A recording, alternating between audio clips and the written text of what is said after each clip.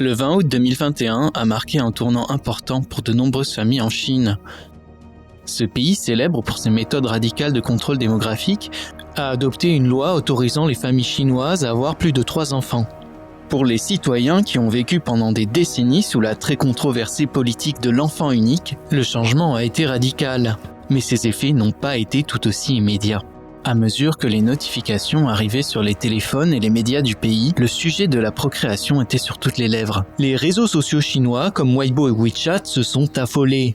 Certains messages ont été consultés plus de 400 millions de fois et ayant suscité des centaines de milliers de commentaires. Malgré cette annonce et le soutien du Parti communiste, de nombreux jeunes couples n'ont pas répondu rapidement à l'appel du gouvernement chinois et le taux de natalité continue de baisser. Ce phénomène est apparu pour la première fois lorsque le gouvernement a assoupli sa politique en 2016, permettant aux couples mariés d'avoir 2 enfants. La vague initiale de naissance en 2017 s'est rapidement essoufflée et le recensement de 2020 a révélé que la Chine avait le taux de natalité le plus bas depuis les années 60. Malgré des conditions économiques favorables, de nombreux Chinois, qu'ils soient mariés ou célibataires, hésitent à avoir plus d'un enfant quand ils ne s'abstiennent pas. Ajoutez à cela le vieillissement de la population et le manque de main-d'œuvre, et il semble que la Chine ait de plus en plus de points communs avec l'Italie, l'Allemagne et le Japon, qui connaissent également de faibles taux de natalité et une population vieillissante. Les effets politiques de l'enfant unique se font sentir encore aujourd'hui. Les dommages économiques, l'anxiété sociale et les tensions sur l'emploi ne sont que le début. Du coup, les changements risquent d'arriver trop tard. Fondée en 1949, la République populaire de Chine a toujours eu une population élevée. Bien que géographiquement plus petite que la Russie et le Canada, la Chine a vu sa population tripler dans les années 50 par rapport à ses homologues. Avec près de 440 millions d'habitants, la Chine connaissait une croissance rapide, surpassant son voisin la Russie de plus de 440 millions d'habitants. La Chine étant alors une jeune nation, le contrôle des naissances et la planification familiale étaient au cœur des discours nationaux. Le président Mao Tse-tung a constaté que la population augmentait en raison de la demande des agriculteurs pour de la main-d'œuvre familiale. Bien que rien n'ait été officiellement imposé, les familles étaient encouragées à limiter le nombre de leurs enfants au minimum. La plupart ont choisi des familles plus petites, mais le nombre moyen d'enfants par foyer restait à 6. Avec le temps, le gouvernement a promu l'idée d'une famille idéale chinoise composée d'1 ou 2 enfants. Ils ont aussi proposé d'augmenter les salaires et les aides sociales. Mais en 1968, la Chine traverse l'une des périodes les plus sombres de son histoire, la Grande Famine chinoise. De 1958 à 1961, des millions de Chinois ont enduré des tragédies successives. Les catastrophes naturelles, le changement climatique, les politiques gouvernementales et les interventions militaires ont très fortement secoué ce pays dont l'économie est encore agricole. Les chiffres varient selon les sources, mais on estime que 10 à 47 millions sont mortes de faim et de malnutrition. La famine a également fortement affecté la fertilité et l'envie d'avoir des enfants, faisant des années 60 la décennie avec le taux de natalité le plus faible en Chine à l'époque. Cependant, à mesure que la famine s'est atténuée, la population chinoise a augmenté et à la fin des années 70, elle approchait le milliard, entraînant une évolution des méthodes de planification familiale. Les choses ont radicalement changé lorsque le président Mao Tse-tung est décédé en 1976. Deng Xiaoping, un leader pragmatique et axé sur les résultats, a pris sa place. À ce moment-là, le gouvernement s'inquiétait de la population et de sa pression sur l'économie. Il considérait les 969 millions de citoyens comme un obstacle au plan d'expansion économique rapide, visant à surpasser le développement européen et américain. Il pensait aussi que la croissance démographique serait trop difficile à gérer pour le gouvernement chinois et que la demande en ressources comme l'eau, l'électricité ou la nourriture serait insoutenable. Finalement, le 25 septembre 1980, le Parti communiste chinois annonça que toutes les familles devaient se conformer à une nouvelle politique, imposant une limite d'1 seul enfant par famille. La commission supervisait la mise en œuvre immédiate de la politique. Pour ceux qui respectaient les règles, les récompenses incluaient des augmentations de salaire, l'accès à de meilleurs emplois, des services gouvernementaux améliorés, des congés de maternité et de paternité prolongés, et même un meilleur accès au logement et à la santé. En revanche, les pénalités pour ceux qui enfreignaient la politique étaient drastiques et permanentes. Les familles avec plus d'un enfant pouvaient payer des amendes s'élevant à plus de 1,2 million de dollars.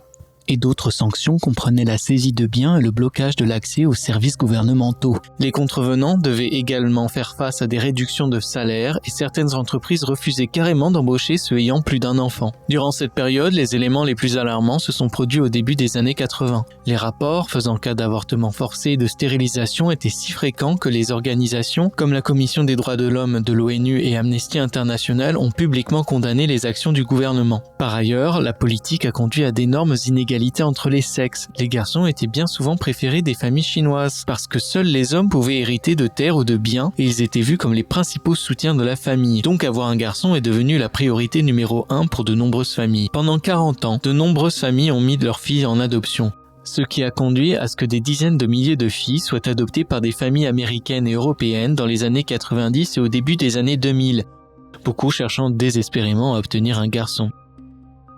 Les rapports d'abandon ou de décès de filles ont augmenté, mais il y a eu des effets positifs inattendus pour ceux qui ont conservé leurs filles. Tous les investissements et priorités ont été consacrés à leur éducation, augmentant le taux d'alphabétisation des filles en Chine. Ces filles ont accédé à des opportunités éducatives et sociales qui n'auraient jusqu'alors été réservées aux garçons. Une autre conséquence étrange de la politique de l'enfant unique concerne le sort des enfants nés en 2e et 3e position. Bien que les chiffres ne soient pas confirmés, on estime qu'environ 13 millions d'enfants n'ont pas été déclarés durant l'ère de l'enfant unique. L'État ne reconnaissait pas ces enfants, les cacher était déjà assez difficile avec des agents menaçant constamment de prison et de harcèlement. Si les grossesses illégales étaient repérées, un enfant né dans la clandestinité ne pouvait avoir accès à l'école, aux soins et à l'emploi.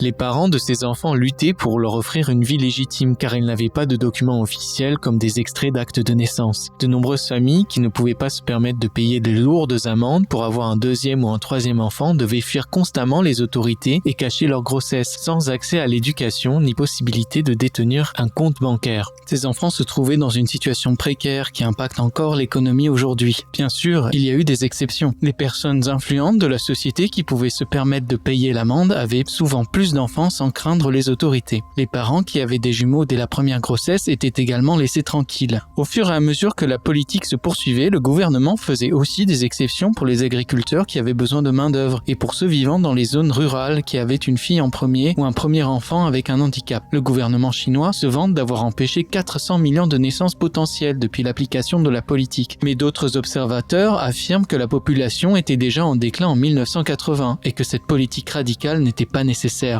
Bien que la politique de l'enfant unique ait été remplacée par celle de 2 enfants en 2015 puis par celle de 3 enfants en 2021, son impact se fait encore sentir dans la société chinoise. Aujourd'hui, la Chine compte 1,4 milliard de citoyens. Et bien que cela semble un grand nombre, les chiffres du recensement de 2020 montrent que cette mesure a grandement façonné la Chine d'aujourd'hui. Le gouvernement affirme qu'une moyenne de 2,1 naissances par femme est nécessaire pour maintenir une population stable. Et ils ont actuellement une moyenne de 1,8. L'année 2020 a enregistré le nombre de naissances le plus bas de l'histoire moderne de la Chine, avec 12 millions de naissances. Une forte baisse par rapport aux 14,6 millions de naissances en 2019. Pourquoi alors ces nouvelles mesures n'ont-elles pas les effets escomptés ? Pour la plupart des actifs chinois, les inconvénients dépassent les avantages. Les femmes qui ont grandi pendant l'ère de l'enfant unique ont bénéficié de plus grands investissements dans leur éducation et ont préféré poursuivre une carrière plutôt que de rester femme au foyer.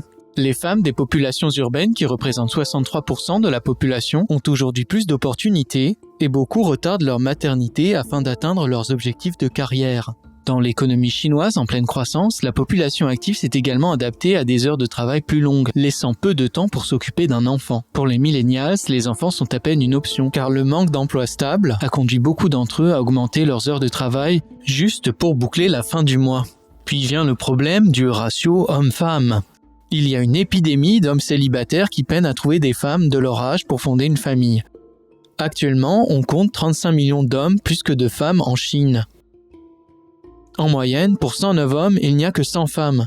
Ainsi, même un homme financièrement stable et prêt à se marier aura du mal à trouver une compagne. Cela a conduit à une tendance préoccupante de la traite des femmes en provenance d'autres pays asiatiques pour compenser le déséquilibre. La plupart de ces raisons peuvent cependant être éclipsées par le coût de la vie élevé, associé au manque de solutions de garde d'enfants adéquates et à la diminution de la main-d'œuvre due au vieillissement de la population. Pour les enfants nés pendant la politique de l'enfant unique, s'occuper de leurs parents vieillissants sans l'aide de frères et sœurs entraîne une grande diminution du pouvoir d'achat. Les dépenses associées à cette responsabilité deviennent lourdes. Bien que le gouvernement ait parlé d'aides financières, de soutien et de garde d'enfants renforcés, aucun plan d'action n'a été mis en œuvre, ce qui laisse de nombreuses personnes dans l'incertitude. En conséquence, la main-d'œuvre reste tendue et le nombre de travailleurs diminue chaque année. Cela est particulièrement visible dans la ceinture nord-est de la Chine, connue sous le nom de Dongbei. Autrefois un pôle de développement en raison de sa richesse en fer et en charbon, cette région compte aujourd'hui 100 millions de personnes. La stricte application de la politique de l'enfant unique a conduit à de faibles taux de natalité, avec une moyenne de 0,7 0,56 enfants par femme en 2015. Aujourd'hui, la région est principalement peuplée de seniors car la migration urbaine et le développement industriel ont déplacé les entreprises et leurs employés vers de plus grandes villes. Ce qui reste reflète les 63% de la population en âge de travailler, un chiffre en baisse par rapport aux 70% de 2010 et qui devrait tomber à 50% d'ici 2050. Le gouvernement a même envisagé d'ajuster l'âge de la retraite pour résoudre ce problème. Ces chiffres mettent en évidence le plus grand succès de la politique de l'enfant unique, convaincre le public qu'un enfant est suffisant. Après des décennies de promotion de cette idée, il ne semble pas socialement acceptable ou encouragé d'avoir plus d'enfants malgré les nouvelles politiques. Cependant, il n'est peut-être pas trop tard.